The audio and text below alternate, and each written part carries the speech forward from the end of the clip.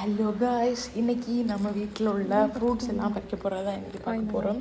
அப்போ நமக்கு பெரிய வீடியோ போல் ஏஎஸ்எம்ஆர் ட்ரை பண்ணலாம் அப்படின்னு சொல்லி பார்த்துட்டு எடுக்க போன வீடியோ தான். ஃபஸ்ட்டு வந்து 2-3 கொய்யாக்காய் வந்து நமக்கு கிடச்சிது. சில இது வந்து பழுத்திருந்து, சில இது பழுக்கலை.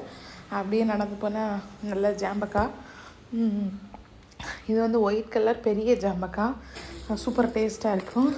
அப்போ இது நமக்கு வந்து கிடச்சிது. இதை பறித்து வைப்போம்.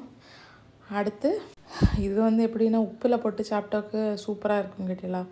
அப்போ நமக்கு கொஞ்சம் ஜாம்பக்காய் வந்து இன்னைக்கு கிடச்சிது. நேரம் போகாமல் இருக்கும்போதெல்லாம் ஜாம்பக்காயை பறித்து உப்பில் வச்சு சாப்பிடும்பா அடிப்படையாக இருக்கும்.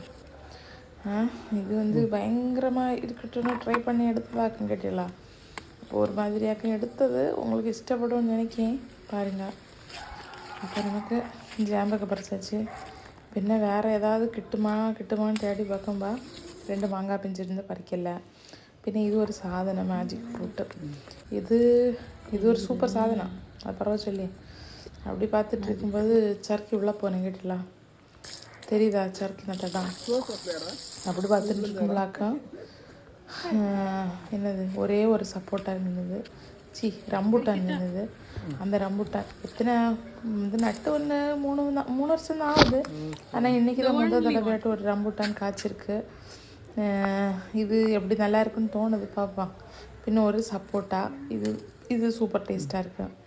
அப்போ இது எல்லாத்தையும் பறிச்சிட்டு சப்போட்டா, ஜாம்பக்காய், ரம்பூட்டான், கொய்யாக்காய் இதெல்லாம் இன்னைக்கு கிடச்சிது.